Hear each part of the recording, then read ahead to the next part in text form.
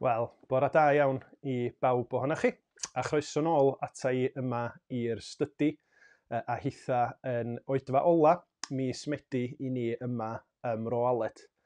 Y bwriad greiddiol oedd cael oedfa bora Bro Aled, lle oeddan ni yn arfer cyn Covid, cael pawb mewn un adeilad i foli hefo'n gilydd.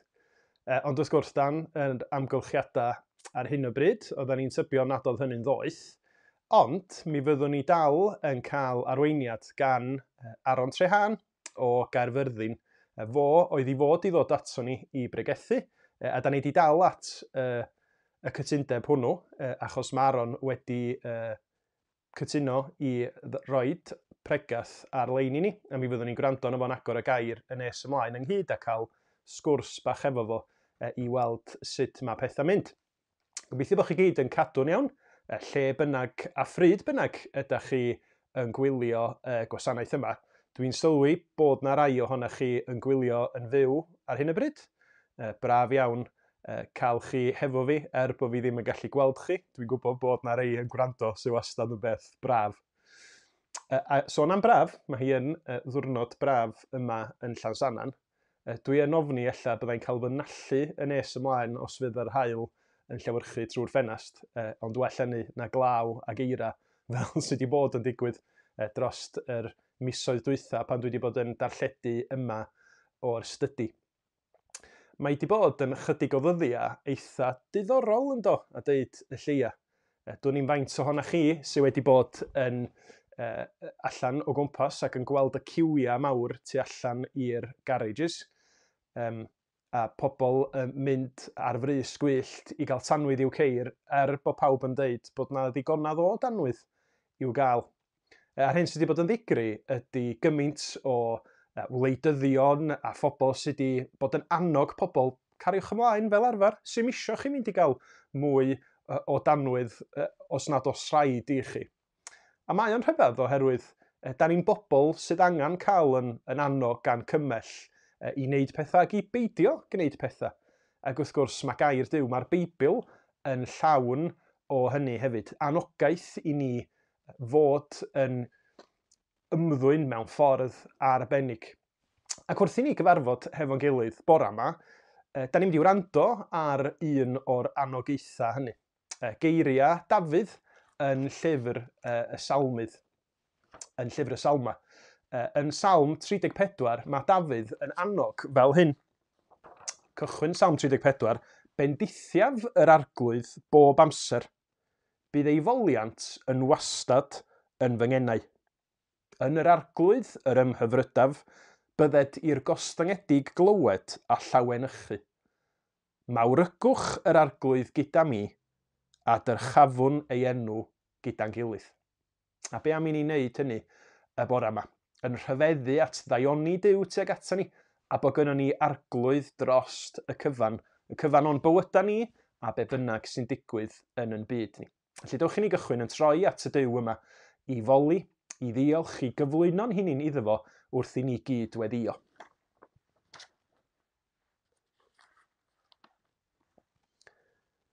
O arglwydd ein nior, mor ardderchog yw dy enw ar yr holl ddaear. Da ni yn dyfoli di, Dad, Mab ac Ysbryd Glân, am dy fod ti yn dduw mor fendigedig. Yn dduw lle mae hi'n fraint i ni gael dod ata ti mewn mawl. Yn fraint i ni gael dod ata ti a torsedd gras yn cyflwyno y bobl hynny, y sefyllfaoedd hynny, y pethau hynny sydd yn pwyso arna ni y bore yma. Neu di gyfarfod â ni mewn ffordd arbennig.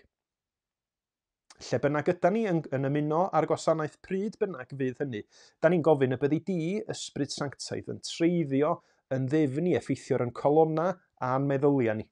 Y byddwn ni arglwydd yn barod i ymateb i'r hyn yr wyt ti am i ddeud wrtha ni.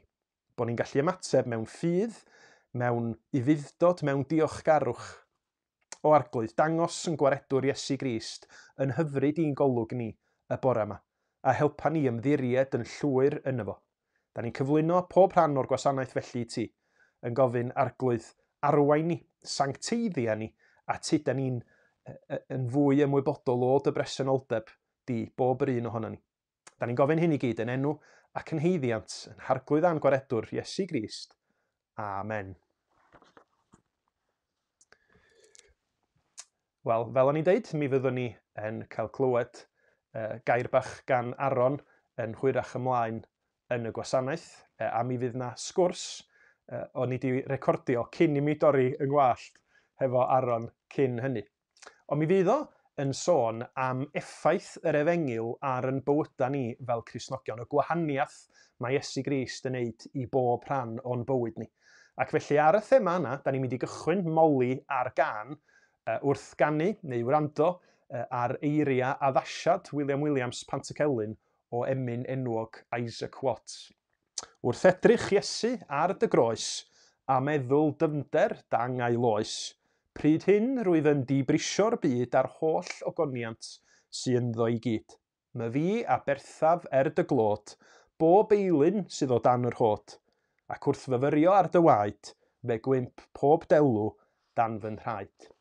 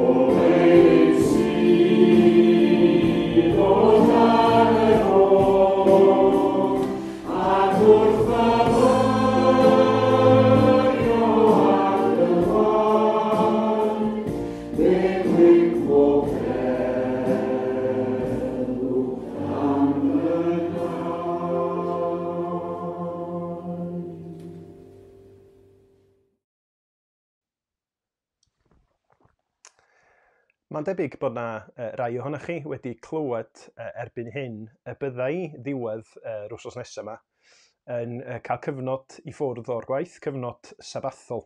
A dwi eisiau diolch yn fawr iawn i'r blaenoriaid a'r diaconiaid am ganiatáu y cyfnod yna i mi, ac i Mair a Meirio Morris am eu cyngor ac am eu help wrth drefnu yr amser yma. A newch chi weddio hefo fi, y bydd o yn gyfnod o gael yn atgyfnerthu yn ysbrydol, yn gyfnod adeiladol o seibiant lle byddai yn gallu ceisio'r arglwydd a'i arweiniad ar gyfer y dyfodol. Wrth gwrs, unrhyw fanylion pellach mi fydd o yn llais Bro Aled fydd yn dod allan wsos nesaf yma, ac unrhyw anghenion bugeiliol yn ystod y cyfnod yna, cysylltwch a Mair. Wan, dyna ddigon o fanylion personol i chi ar hyn o bryd. Da ni am droi rwan at y darlleniad ar gyfer yn gwasanaeth ni bore yma. A mae'r darlleniad yn dod o'r Testament Newydd, un o lythyrau y Testament Newydd ydi o, Llythyr Philemon a Nesta Davies o Gefnmuriadog fydd yn darllen i ni. Yn syth ar ôl y darlleniad, mi gawn ni'r sgwrs yna hefo Aron Treharn, ac yna cyn iddo fo agor y gair i ni o Lythyr Philemon, mi fyddwn ni yn cydweddio hefo'n gilydd. Ond Llythyr Philemon i ni wrando ar air Duw hefo'n gilydd i ddechrau. Paul, carcharor Crist Iesu, a Timothei sy'n brawd, at Philemon ein cydweithwyr annwyl, ac Apipha ein chwaer, ac Acrippws ein cydfilwr, ac at yr eglwys sy'n ymgynnull yn dy dŷ. Gras a thangnefydd i chwi oddi wrth Dduw ein tad ar arglwydd Iesu Grist. Rwyf yn diolch yn byw bob amser wrth gofio amdanat yn fy ngweddiau, oherwydd fy mod yn clywed am dy gariad a'r ffydd sy'n gennyt tuag at yr arglwydd Iesu ac at yr holl saint. Rwyf yn deisi fy bydd y ffydd sy'n gyffredin i ti a ninnau yn gyfrwng effeithiol i ddyfnhau dealltwriaeth o'r holl ddaioni sy'n eiddo i ni yng Nghrist. Oherwydd cefais lawer o lawenydd a symbyliad trwy dy gariad, gan fod calonau'r saint wedi lloni drwy o ti fy mrawd. Gan hynny, bod gennyf berffaith ryddid yng Nghrist i roi gorchymyn i ti ynglŷn â thynetswydd, rwyf yn hytrach ar sail cariad yn apelio atat. Ie, mae fi Paul a mi'n llys genad Crist Iesu, ac yn awr hefyd yn garcharor drosto, apelio rwyf atat a ran o'm mhlentyn Onesimus, un y deithim yn dad iddo yn y carchar. Fi eb gynt yn ddifydd i ti, ond yn awr mae'n fuddiol iawn i ti ac i minnau. Rwyf yn ei anfon yn ôl atat ac yn tai bellach yn rhan ohono fi. Mi hoffwn i gadw gyda mi, mwyn iddo weini arnaf yn dyle di tra byddaf yng ngharchar o achos yr Efengyl. Ond ni fynnwn neu dim heb dy gysyniad di, rhag eith garedigrwydd fod o orfod, nid o wirfodd. Efallai yn wir, mae dyma'r rheswm iddo gael ei wahanu oddi wrthyd dros dro, mwyn i ti ei dderbyn yn ôl am byth, nid fel ceithwas mwyach, ond fel un sy'n fwy na cheithwas, yn frawd annwyl iawn i mi, ond anwylach fyth i ti, fel dyn ac fel Cristion. Os wyt felly yn fy ystyried i yn gymar, derbyn ne fel pe bait yn fy nerbyn ni. Os gwnaeth unrhyw gam a thi, neu os yw yn dy ddyled, cyfrif hynny arna fi. Rwy i Paul yn ysgrifennu am llaw fy hun. Fe dala fi yn ôl, a hynny heb sôn dy fod ti'n dyledus i mi, hyd yn oed amdana dy hun. Ie frawd, mi fynnwn gael ffordd gen i ti yn yr arglwydd, llonaf yng nghalon i yng Nghrist. Rwyf yn ysgrifennu atab mewn sicrwydd y byddin i fyddhau, gwn i byddin gwneud mwy nag rwyf ni ofyn. Yr un pryd hefyd, paratoleti mi, oherwydd rwy'n gobeithio cael yr rhoi chwi mewn ateb i'ch gweddiau. Mae Epaphras fy nghydgarcharor yng Nghrist Iesu yn dy gyfarch, a Marc, Aristarchus, Demas a Lyg fy nghydweithwyr. Gras yr arglwydd Iesu Grist byddo gyda'ch ysbryd chwi. Wel Aron, da ni'n eithriadol o ddiolchgar bod chdi yn ymuno fy ni heddiw yma, a bod chdi wedi dod dod ato ni yn rhithiol i agor y gair. Ti'n olew? Dwi'n iawn, diolch. Diolch am y cyfle a'r fraint i gael bod yn rhan o choedfa chi. Croeso. Wan ta, mae yna nifer ohono ni mynd i dygofio di'n hogyn, o'n i'n mynd i ddweud hogyn ifanc iawn yn dod i Fro Aled am tro cynta. Ond da ni'n trio cofio faint sy'na ers i chdi symud o yma pan nes di orffan hefo dawn. 2009 oedd hi? 2009, ie. Nes i ddechrau Mhenywel Medi 2009. Ie, amser maith yn ôl. Felly ti wedi bod yn weinidog am 11... Deuddeg. Gwan, dydy. Ie. Dangos fy methiant maths. 12 mlynedd yn union i ddechrau mis Medi. Nes i ddechrau fel assistant i ddechrau, gweinidog cynorthwyol. A wedyn cymryd osod 2 flynedd wedyn, so newydd gael 10 mlynedd fel y gweinidog fel pethau. Ie. Waw. Dwi wedi bod yn dda iawn. Yndi. A wyt ti wedi bod yn helpgarw?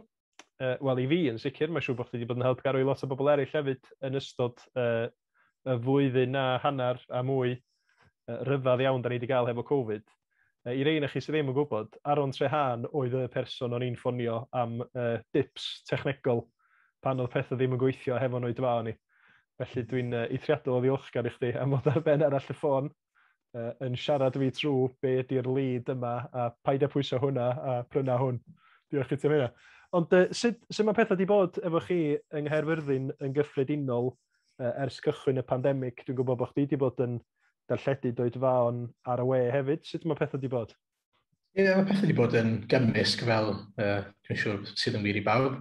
Yn gyffredinol, dwi wedi bod yn teimlo bod Duw wedi bod yn dda iawn yn y ffordd mae wedi'n cynnal ni fel eglwys a yn y ffordd mae wedi darparu ffurf i ni allu cyfarfod.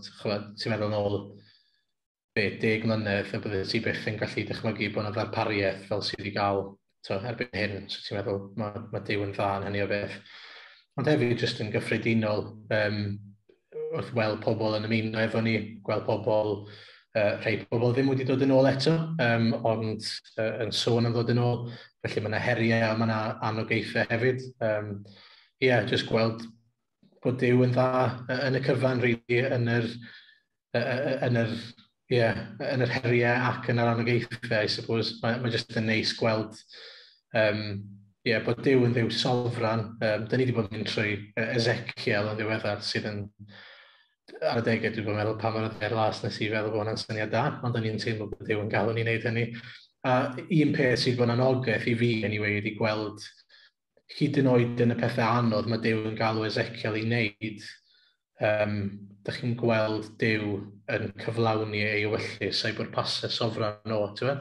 A dwi'n meddwl mae dyna, wrth trio edrych yn ôl, lle mae, da ni methu gweld ar hyn o bryd be ydy pwrpasau Duw yn y pethau mae gyd, ond gallwn ni fod yn sicr fod Duw ar waith, yn falle'n hidlo i eglwys, falle'n herio pobl o ran breider bywyd a rheswm bywyd ac yn y blaen, ond mae ar waith, ie.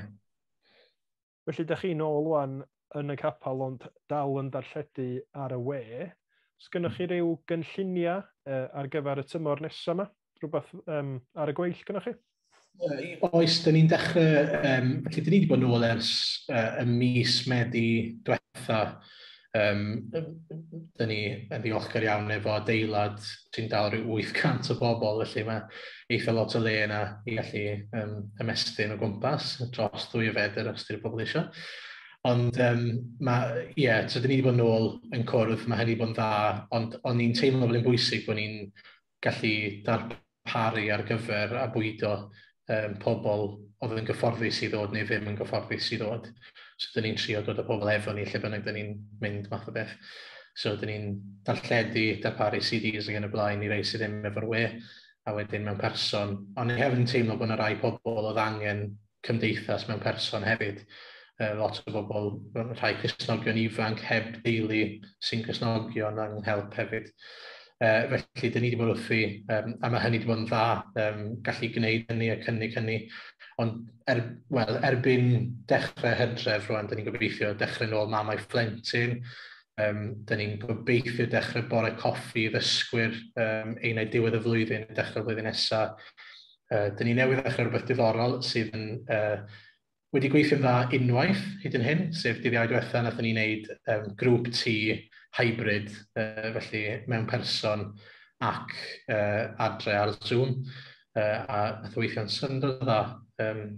Felly, mae'n lot o waith i wneud y pethau yma, ond mae'n jyst yn neis gweld ffrwyth yn dod ohonyn nhw hefyd a gwerthfawrogiad. Da iawn.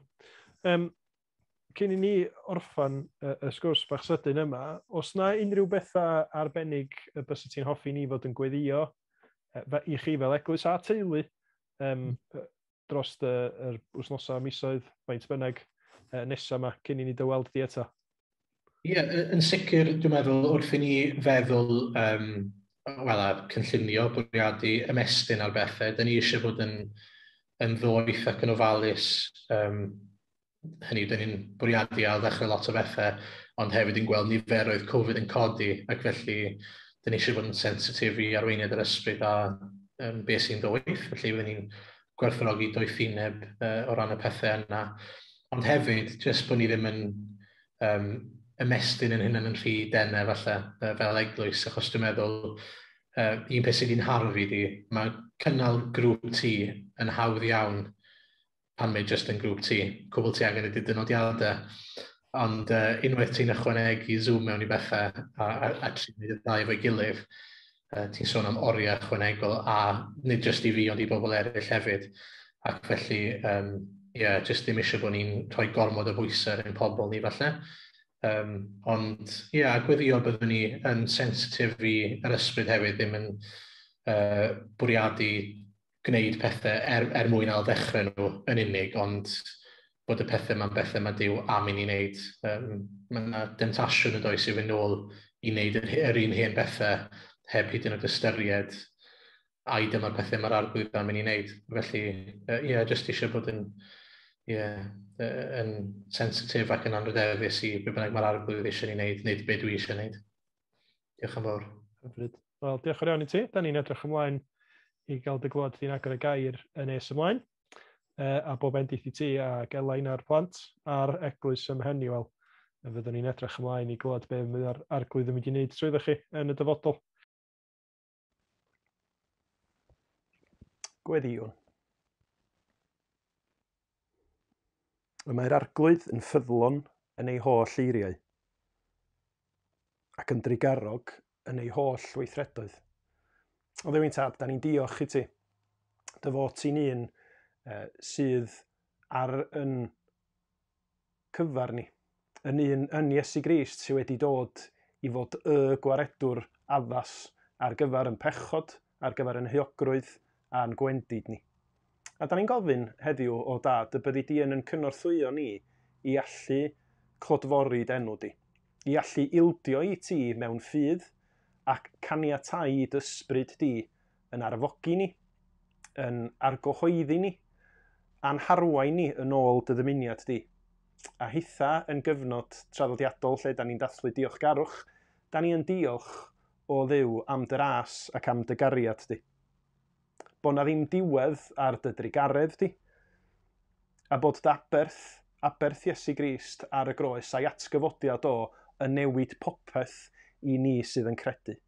Arglwydd, yn y cyfnod yma lle da ni dal mewn dryswch, dal mewn ansicrwydd, da ni'n gofyn y byddi di yn dod yn fwy byw i ni trwy dysbryd glân. Y byddwn ni'n cael golwg newydd ar be wyt ti Arglwydd Iesu wedi wneud, ac yn fwy parod wedi ni ddod ata ti yn gofyn am faddeuant, yn gofyn am y bywyd newydd a'r heddwch yna sydd ond i'w gael yno ti. Diolch Arglwydd Iesu bod popeth yr ydyn ni angen fel dynoliaeth i gael yno ti. Ac felly Arglwydd rho hyder i ni allu rhannu y newyddion da yna a'n byd syrthiedig ni. Gan gofio be o ddan Griffiths yn ei ddeud. O honno ef mae fyny gonedd, ynddo drwy fyddinoedd af, hebddo eiddil gwan a dinerth, colli'r dydd yn wir awnaf. Ac Arglwydd, da ni yn gweddio y bore yma, byddi di'n rhoi syched i ni amdana ti dy hun. Y syched yna am gael profi dy bresenoldeb di. Y syched yna am fod yn sanctaidd ac yn gariadus. I dy garu di, fel mae dair di'n deud, ond hefyd i garu dy bobl di, i garu pobl o'n cwmpas ni, hyd yn oed caru yn gelynion ni. Rho y cariad goruwch naturiol yna i ni os gweli di fod yn dda, trwy dysbryd glân. A rho i ni hyder i fod yn bobl sydd yn dystiolaeth i ti ym mhob agwedd o'n bywyda. O Dduw ein Tad, da ni yn cyflwyno i ti bore yma y sefyllfa fel ac yma hi hefo Covid, da ni'n gofyn arglwydd yn benodol y bydd pawb sy'n cael ei effeithio, boed o'n wasanaeth iechyd, yn staff gofal, hyd yn oed yn athrawon, yn blant ysgol a rhieni. Arglwydd pawb sydd yn y dryswch yna, da ni'n gweddio y byddan nhw yn ffeindio cysur a nerth yno ti. Ac y byddi di'n parhau i roed doethineb i'r arweinwyr mewn gwahanol feysydd i wneud penderfyniadau doeth ar gyfer y dyfodol. Da ni'n parhau i godi ti yn hanwyliaid ni, yn cyd-aelodau ni, y rhai sydd yn wynebu triniaethau, salwch, y rhai sydd yn galaru. O arglwydd, bydd di yn agos atyn nhw, fel y byddan nhw yn gallu profi yr hyn mae dair di yn ddeud. Nad wyt ti wedi troi cefn ar dy bobl, ond dy fod ti yna hefo nhw trwy bob sefyllfa anodd. Ac yn ola, arglwydd, da ni'n gweddio am Aron ac Elain ac Eglwys Peniwel yng Nghaerfyrddin. Diolch i ti am eu cynnal nhw ac am y gair sydd wedi cael ei gyhoeddi trwy gydol y pandemig wrth i Aron fod yn darlledu gwasanaethau yn fyw ar y we. Da ni'n gweddio byddi di'n rhoi doethineb iddyn nhw hefo'r cama nesaf. Y byddan nhw yn ymateb i darweiniad di ac nid i syniadau dynol yn unig. Arglwydd rhoi iddyn nhw yr heddwch a'r tawelwch yna o wneud yr hyn yr wyt ti am iddyn nhw wneud, nid trio gwneud popeth. Ac arglwydd y byddan nhw yn profi bendith o fod yn weision yn ufuddhau i ti. Eneinia Aron wrth iddo fo ddod a dair di yn fyw i ni trwy dysbryd glân rwan, a rhoi ni gael o'na parod i wrando ac i ymateb i'r hyn y byddwn ni'n ei glywed. Teyrnasa felly yn byd ni, arglwydd tosturiaethau wrtha ni, a boed i ti wneud dewyllus yn yn plith ni trwydda ni yng ngrym dysbryd glân. Da ni'n cyflwyno'r cyfan yn enw, yn heiddiant ac yn gwneud hynny'n hyderus yn Iesu Grist. Amen. Wel, mae'n hyfryd iawn gallu ymuno gyda chi, nid mewn person ond dros YouTube heddiw. Mae'n hyfryd iawn gallu rhannu'r gair gyda chi hefyd. Mae'n biti bod fi methu bod gyda chi, ond oherwydd hynny, dwi wedi dewis testun heddiw, sef Philemon, sydd dwi'n meddwl yn addas iawn, oherwydd mae Paul yn yr llythyr yma yn ysgrifennu at un bydde fe wrth i fod yn bod yn ei gwmni, ond yn methu bod yna ar hyn o bryd. A felly dyna sut dwi'n dod ato chi, nid mewn person, ond mewn ysbryd byddwn ni wrth y modd yn cael bod efo chi. Ond heddiw te, dyn ni'n mynd i edrych am ychydig ar y llythyr hyfryd yma, mae Philemon yn ei dderbyn. A mae'n lythyr eitha arbennig, dwi'n meddwl. Mae'n dod jyst cyn llythyr Paul at yr Hebreaid, os ydych chi ddim yn gyfarwydd ar llythyr. Mae'n fyr iawn, mae'n fach iawn, rhyw 25 adnod sydd yn y llythyr. A yn arbennig iawn, mae'n wahanol falle i'r llythyrau arferol, mae'n bersonol iawn, ond mae hefyd yn lythyr, dwi'n meddwl, sydd yn adlewyrchu ni beth yw grym yr Efengyl, beth yw grym yr Efengyl ar waith yn ein bywydau ni o ddydd i ddydd, ac yn ein perthynas ni gyda phobl eraill, ac felly mae'n dangos i ni'n ymarferol pa wahaniaeth mae adnabod Iesu yn gallu wneud yn ein bywyd ni. Felly, jyst i ni o deall y llythyr i ddechrau, rhyw fath o recap erbyn ni wedi clywed y darlleniad. Mae Paul yn ysgrifennu y llythyr yma at ddyn o'r enw Philemon. I ni'n gwybod ychydig bach am Philemon, i fod e'n Gristion, i fod e'n ddyn eitha llwyddiannus, a fod ar un adeg ganddo fe geithwas o'r enw Onesimus, ac felly hefyd yn rheoli ei di ac yn i weld yn llwyddiannus, falle'n gyfforddus yn ariannol hefyd. A mae'r llythyr i Philemon yn bennaf, ond hefyd i gael ei ddarllen yn ddiddorol o flaen y bobl eraill sydd yn ymgynnull yn ei di, yr eglwys sydd yn cwrdd yn ei di. A mae hwnna'n ddiddorol, dwi'n meddwl, bod materion o wrthdaro, materion lle mae problemau yn cael ei ddwyn i'r wyneb a yn cael ei ddelio gyda nhw yn yr Efengyl, wrth gadw'r Efengyl yn y canol. A mae hwnna'n esiampl da i ni, dwi'n meddwl, hefyd, o ran sut dylen ni fod yn delio gyda materion hefyd. Ond mae Philemon te'n byw yng Ngholose, a oedd Onesimus, fel yn ni'n dweud, yn geithwas iddo fe ar un adeg. Ond mae Onesimus te wedi rhedeg i ffwrdd. Mae wedi dwy'n rhai pethau wrth rhedeg i ffwrdd hefyd. A mae wedi ffeindio ei hunan yn y carchar yn Rhufain gyda Paul. A mae Paul yn y carchar wedi rhannu'r newyddion da am Iesu Grist gyda Onesimus, a mae Onesimus wedi dod yn Gristion, mae'n hyfryd. A un o'r pethau dyn ni wrth yn bodd yn neud yng Nghymru ydy trio ffeindio cysylltiad gyda pobl eraill yn ei cwrdd. Chi'n dweud, helo, os ydych chi, cwestiwn nesaf fel arfer yw, pwy yw eich rhieni chi, neu sut allai ffeindio ffordd o wneud cysylltiad gyda chi. Wel, yn ddiddorol, mae Paul a Onesimus yn amlwg wrth siarad a dod i nabod i gilydd yn gwneud y cysylltiad yma rhwngthyn nhw. Maen nhw'n sylweddoli fod Onesimus a Paul yn adnabod Philemon. Ond mae yna wahaniaeth mawr yn eu perthynas nhw gyda Philemon. Felly mae Paul wedi dod i nabod Philemon oherwydd bod wedi arwain Philemon at Iesu Grist mwy na thebyg. Neu o leia wedi dod yn rhyw fath o dad ysbrydol i Philemon, fel oedd e gyda Onesimus erbyn hyn. Ond mae Onesimus, wrth gwrs, wedi torri'r berthynas yna gyda Philemon, oherwydd bod e wedi dwy'n oddi wrtho fe, wedi rhedeg i ffwrdd, wedi gadael ei waith fel ceithwas, ac felly wedi rhwygo'r berthynas yna yn llwyr. Ac felly mae'n amlwg iawn fod y ddau o ran eu perthynas nhw gyda Philemon mewn lle gwahanol iawn. Ond beth bynnag, mae'n glir iawn fod Onesimus wedi rhannu y cyfan sydd wedi digwydd gyda Paul. Mae Paul wedi clywed gan Onesimus beth sydd wedi digwydd.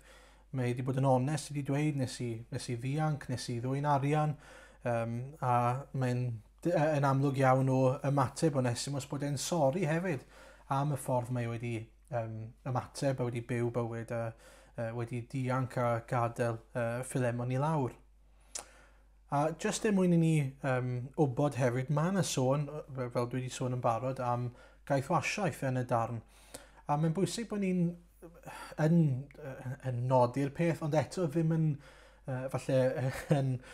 meddwl mai dyna beth yw pwrpas y llythyr yma. Dyw Paul ddim yn delio gyda y mater o gaethwasiaeth yn fan hyn. Dyw e ddim yn cyfiawnhau caethwasiaeth o gwbl.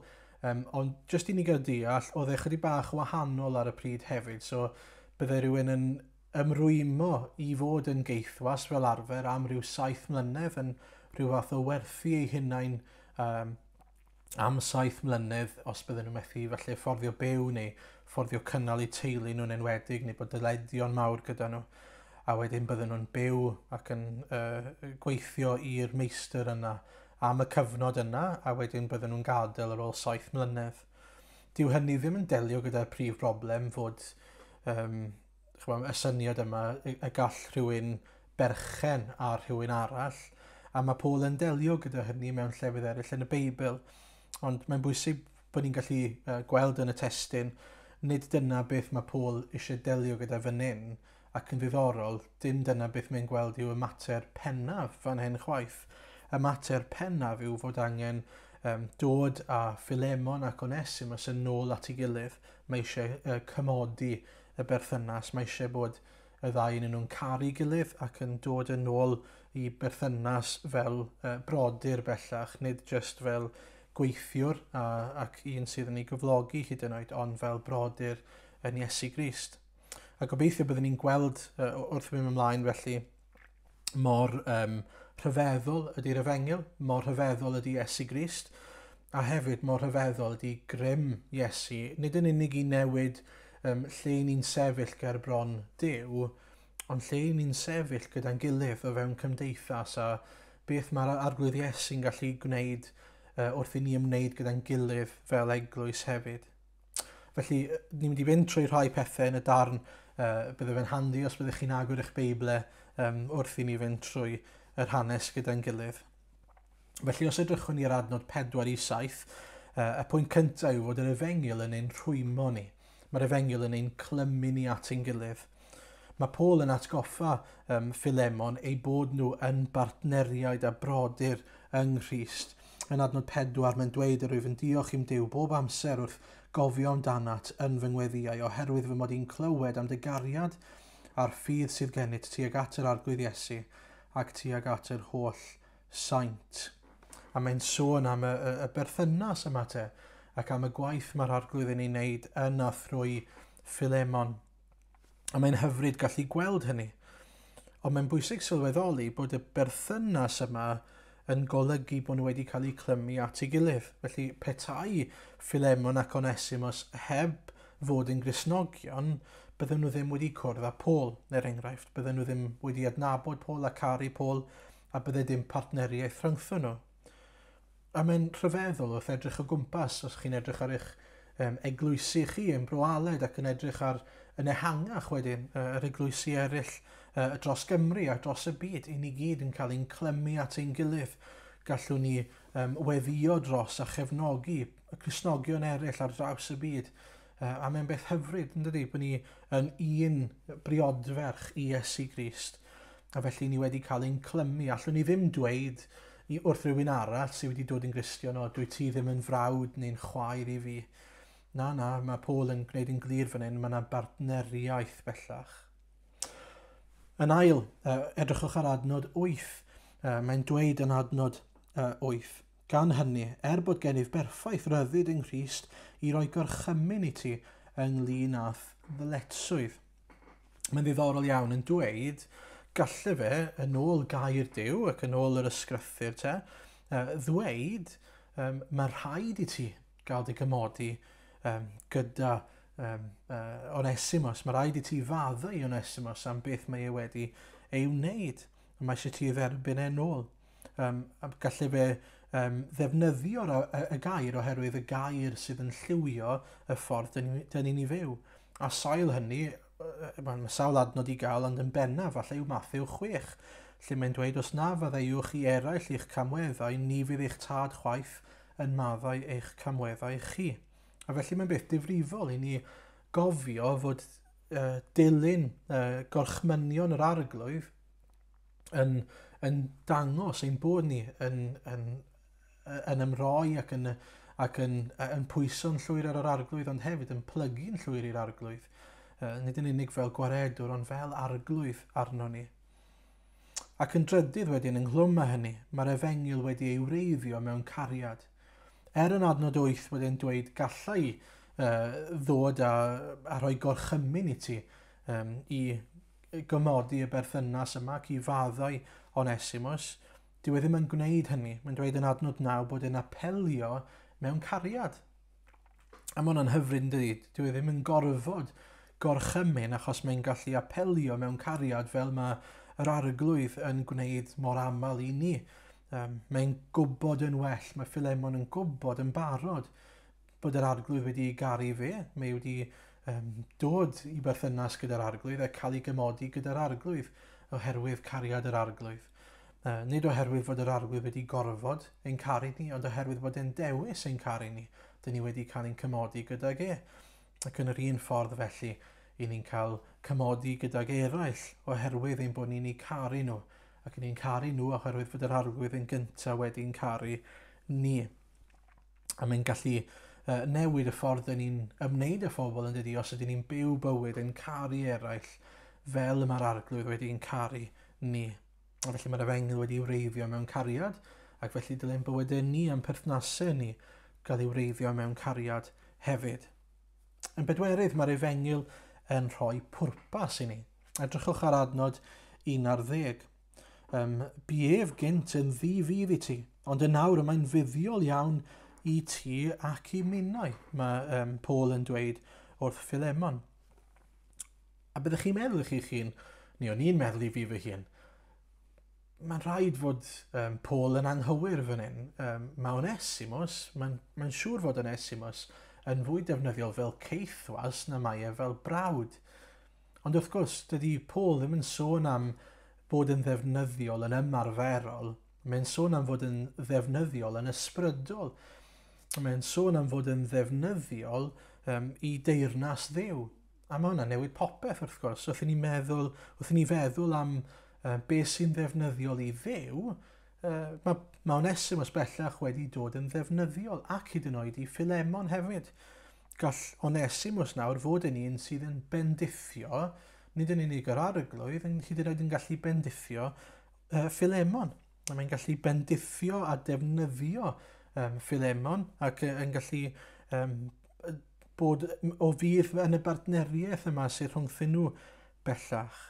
Ond nid yn unig hynny, mae Onesimus ei hunan wedi newid o fod yn ddi-bwrpas yn y deyrnas i bellach i fod yn halen ac yn oleuni yn y byd yn un sydd yn gynrychiolydd Iesu Grist ac yn llysgennad. Mae'n un bellach mae Duw yn gallu ddefnyddio i ddod â canlyniadau tragwyddol i fodolaeth trwyddo fo. Ac felly mae hynny'n hyfryd gweld fod Onesimus bellach wedi dod yn ddefnyddiol, nid yn unig i Paul, a mae'n amlwg fod yna berthynas hyfryd wedi dod rhwng Paul ac Onesimus, a mae Paul yn dweud, wel, fi eisiau ti fwynhau bellach y bydd o gael cymdeithas gyda, cael tyfu mewn cariad rhwng ti ac Onesimus eto. Dwi eisiau eich annog chi fyna, os oes yna rhywun, falle chi wedi stryglo gyda, falle bod yna rwyg yn y berthynas, a bod nhw bellach wedi dod yn Gristnogion, ewch a nid yn unig cael eu cymodi gyda nhw, ond sylweddolwch, newch chi ffindio allan yn fuan iawn, eu bod nhw yn mynd i'ch bendithio chi, eu bod nhw yn mynd i ddod yn ddefnyddiol i chi yn y dyfodol. Felly, i grynhoi y 4 pwynt cyntaf yna, yn syml iawn, mae'r Efengyl yn ein clymu ni neu'n ein rhwymo ni. Ydyn ni'n llawenhau ac yn cymryd o ddifri y ffordd mae Crist wedi ein clymu ni yn un corff, yn un briodferch ar y ddeiar. Yn ail, mae'r Efengyl yn gydag awdurdod, a fyddech chi'n fodlon gyrchymyn ar sail y gair, ac ydych chi'n fodlon plygu i'r gair, a'i y gair yw eich awdurdod chi. Yn drydydd, mae'r Efengyl wedi ei wreiddio mewn cariad. Wyt ti'n apelio mewn cariad yn gyntaf? Be mae hwnna'n golygu di bod ni'n gwneud pob ymgais i garu fel mae Iesu Grist wedi'n caru ni yn gyntaf, ac felly bod ni'n gallu apelio mewn cariad yn lle jyst mynd yn syth i orchymyn i bobl. Ac yn ola, mae'r Efengyl yn rhoi pwrpas i ni. Tybed beth yw dy bwrpas di ar y ddeiar? Wyt ti'n gallu gweld dy werth a dy bwrpas nid yn dy swydd, nid yn dy rôl teuluol yn unig, nid bod rheina'n yn ddiwerth yn gyfan gwbl, ond beth mae'r Efengyl yn ei wneud yw newid dy werth di yn gyfan gwbl. Mae'n rhoi gwerth i'r cyfan wrth i ti ddod yn Gristion o wr neu gwraig neu blentyn, wrth i ti ddod yn Gristion yn dy waith, wrth i ti ddod yn un sydd â ffwrpas mwy, ffwrpas dyfnach yn dy fywyd fel un sydd yn dilyn Iesu Grist. Felly, dyna yn gyntaf, y 4 pwynt cyntaf dwi eisiau tynnu'ch sylwch i atyn nhw. Ond mae yna ychydig rhagor eto. Y pwynt nesaf yw fod yr Efengyl yn ein gwneud ni'n anhunanol. Edrychwch ar adnod 13. I'r Cristion mae Iesu a'i Efengyl yn dod gyntaf. A dyn ni'n gweld sgil effaith hynny mewn 2 ffordd, dwi'n meddwl. Yn gyntaf, gall Onesimus wynebu marwolaeth fel cosb am benathau. So, oherwydd i fod wedi dwyn oddi wrth ei feistr a dianc, wrth iddo fe ddod nôl, oedd Philemon a perffaith hawl i gosbi Onesimus yn y fath ffordd, bydde fe marw, bydde fe'n gallu cael ei lybyddio. Ond mae'n fodlon gwneud y risg yna, cymryd y risg yna yn y gobaith o gael ei gymodi gyda Philemon. A felly mae e'n fodlon rhoi Philemon yn gyntaf, mwyn, neu yn sicr yn rhoi Iesu'n gyntaf, ond byddwn ni hefyd yn dweud rhoi Philemon yn gyntaf, mwyn rhoi cyfle i gael ei cymodi yn ôl yn ffrindiau ac yn frodyr. Ond hefyd, chi'n gweld, yr un anhunanoldeb yna ym Paul hefyd. Mae Paul yn dweud bod, mae'n disgrifio Onesimus fel i fod yn rhan ohono fi. neu'n Saesneg, fy nghalon i, my own heart. A felly mae Duw yn gwneud y fath waith rhyfeddol yn ei fywyd nes fod Onesimus wedi newid o fod yn lleidr hunanol sydd yn edrych ar ôl fe ei hunan, ar ôl number 1. Bellach, mae e'n un sydd wedi dod yn rhan o galon Paul. A felly mae rai bod e'n un sydd wedi dod yn ddyn arbennig iawn. Mae wedi dwy'n ffrwyth ysbrydol yn ei fywyd. Ond mae Paul yn dweud, wel, os ydy y berthynas yma rhyngo ti a Philemon ddim yn iawn, cer yn ôl. Cer yn ôl at Philemon. Dwi eisiau fod chi'n cael eich cymodi at eich gilydd. A fyna chi'n gweld anhunanoldeb anferthol ar ran Paul. Oedd Onesimus wedi dod yn gefnogwr i Paul, yn un oedd yn annog Paul, un oedd yn cael cymdeithas yn aml gyda Paul. Ond mae Paul yn rhoi hynny heibio yn y gobaith, yn y gobaith o weld y cymodiad yma'n digwydd yn y berthynas. Tybed a fydden ni'n fodlon rhoi y fath berthynas yna heibio lles rhywun arall. Nesa, mae goblygiadau ymarferol i waith yr Efengyl. A mae y darn yma rili o adnod 15 i 21. A dyma mae'n ei ddweud. Efallai yn wir mai dyma'r rheswm iddo gael ei wahanu oddi wrthyt dros dro mwyn i ti dderbyn yn ôl am byth. Nid fel ceithwas mwyach, ond fel un sy'n fwy na cheithwas. Yn frawd anwyl iawn i mi, ond anwylach fyth i ti, fel dyn ac fel Cristion. Os wyt ti felly yn ystyried un gymar, derbyn ef fel pe bait yn fy nerbyn ni. Os gwnaeth unrhyw gam a thi, neu os yw yn ddyled, cyfrif hynny arna fi. A rwy fi, Paul, yn ysgrifennu am llaw fy hun, fe dala fi yn ôl, a hynny heb sôn dy fod ti'n ddyledus i mi hyd yn oed amdanat dy hun. Ie frawd, mi fynnwn gael ffafr gen i ti yn yr arglwydd, llonaf yng nghalon ni yng Nghrist. A rwy fy'n ysgrifennu atat mewn sicrwydd y byddi'n i fyddhau, gwn y byddi'n gwneud mwy na gyrwyf yn ei ofyn. A fan hyn, dwi'n meddwl, yw her mwyaf y darn. Mae Paul yn anfon Onesimus yn ôl mwyn adfer y berthynas yma. A fel ni'n dweud, mae'n fwy na adferiad, mae'n newid y berthynas. Mae yna newid mawr yn digwydd fan hyn, goblygiadau ymarferol. Nid bellach yn cael ei dderbyn yn ôl fel ceithwas, ond fel brawd ac fel Cristion. A felly mae'r Efengyl yn newid hanfod person, pwy ydyn nhw. Dyw e ddim yn gallu trin Onesimus fel yr un person ag oedd pan nath adael. A mae'n bwysig bod ni'n gallu gweld hynny. Wrth i ni edrych ar fywyd Philemon ac Onesimus, mae Paul yn ei herio fe trwy ddweud allu di ddim trin Onesimus fel yr un Onesimus ag oedd e. A mae hwn yn dangos i ni grym yr Efengyl. Mae grym yr Efengyl yn rhyfeddol. Mae'n newid person yn gyfan gwbl. Allwch chi ddim dweud fod Onesimus yr un person bellach. Mae wedi newid yn llwyr. A mae hwnna'n yn wir amdano chi a fi hefyd. Ac felly, falle bod yna rai ohonoch chi sydd yn teimlo allai i ddim wynebu y person yma neu'r bobl yma oherwydd pwy o'n i cyn dod yn Gristion.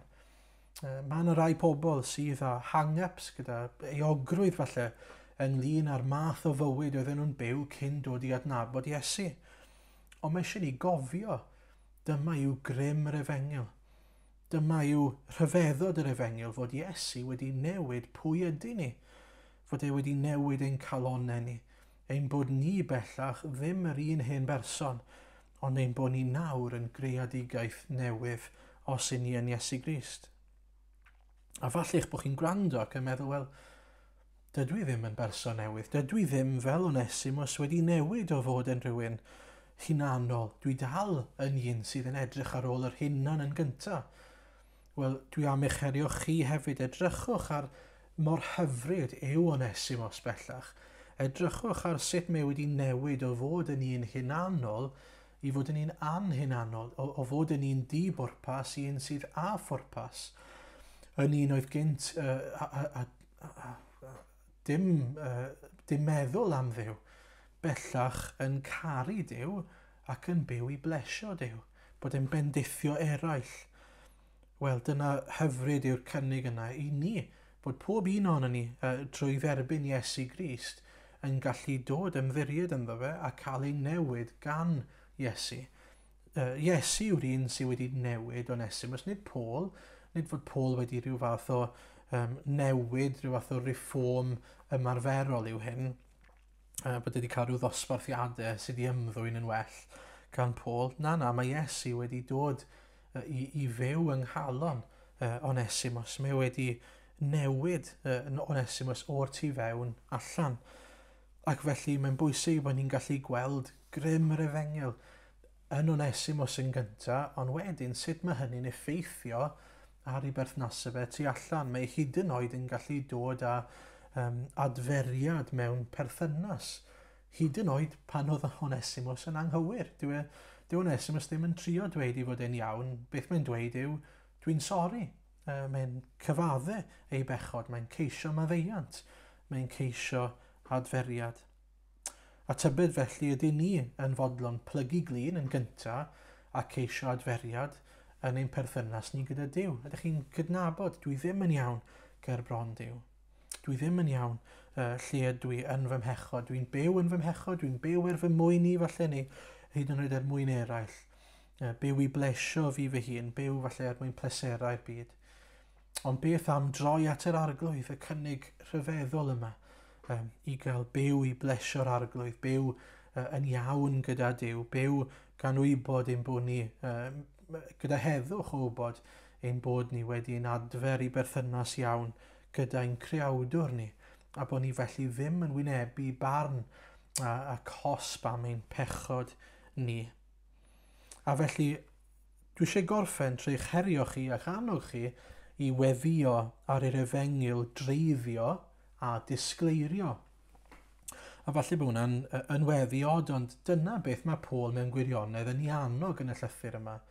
Mae e'n ysu i weld yr Efengyl yn cael ei roi ar waith. Nid jyst rhyw wybodaeth ymenyddol ydy'r Efengyl, fel petai ni'n derbyn set o reolau sy'n dweud mae Iesu wedi gwneud hyn, i ni'n credu hyn a dyna ni.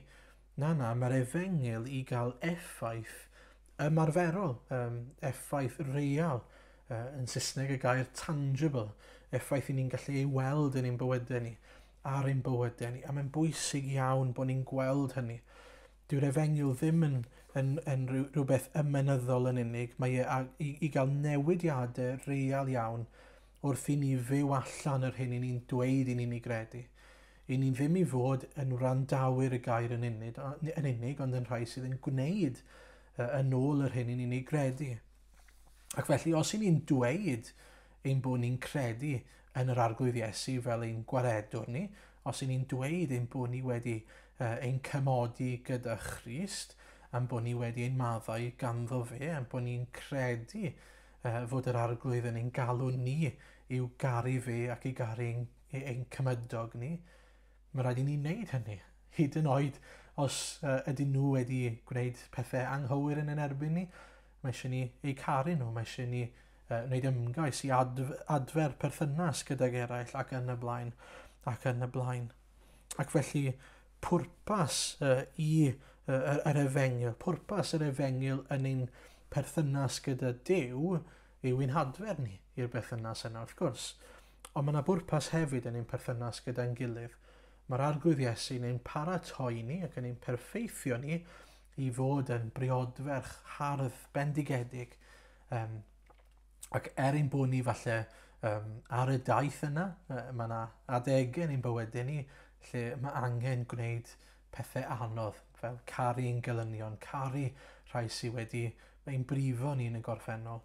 A felly, dwi am eich annog chi, os yna bobl yn eich bywyd chi angen adfer y berthynas yna, neu ceisio adferiad yn y berthynas. Os yna rai chi angen ei maddau, os yna rai sydd wedi gofyn i chi faddau iddyn nhw, ydych chi ddim wedi gwneud hynny eto. Os angen i chi edifarhau, neu os yna bethau hyd yn oed yn eich perthynas chi gyda Duw, lle chi angen ceisio maddeiant. Ystyriwch, meddyliwch am eich bywydau eich hunan. Mae Duw yn gwybod pob peth, mae'n gweld pob peth, mae'n gweld y galon, fel mae'n dweud yn y gair. Ond dwi eisiau'ch herio chi ac annog chi hefyd i gofio mae'r efengil yn cael effaith, mae'r efengil yn treiddio. Mae'r efengil yn treiddio trwyddo chi yn eich ymwneud chi gyda phobl eraill. Mae yna hanes am ddynes arbennig o'r enw Corrie ten Boom i dorri stori hir yn fyr iawn. Mae hi yn llwyddo drwy nerth Duw a help Duw i faddau dyn ac ysgwyd llaw dyn oedd wedi lladd ei chwaer hi. A beth sy'n rhyfeddol yw fod y dyn yna wedi dod yn Gristion. Ewch a googlwch, edrychwch y stori fyny, ond oedd hi mewn concentration camp. Dwi ddim eisiau mynd trwy'r stori i gyd, ond bu oedd ei chwaer hi farw mewn ffordd ofnadwy. Ond dyma hi yn maddau i'r dyn nath ladd ei chwaer hi. Dyna rym yr efengil i chi, dyna allu Duw i newid calon person o fod yn galed, o fod yn anfaddeugar, i fod yn un cariadlon, maddeugar.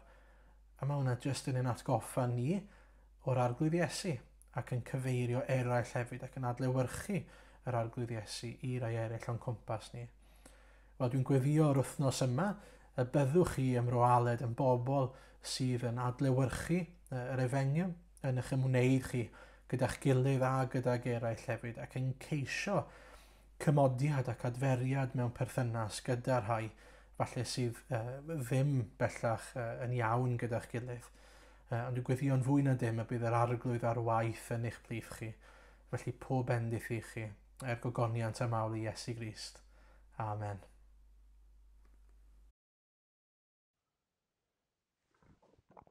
Wel, gai ddiolch iawn i Aron am yr arweiniad llawn yna i ni o lythyr Philemon yn atgoffa ni o rym yr efengil a'r gwahaniaeth mae o'n neud i'n bywyda llawn ni fel Cristnogion. Gobeithio bod chi gyd wedi cael bendith yn gwrando ac y byddwch chi'n cael bendith yn myfyrio dros yr wythnos nesaf yma.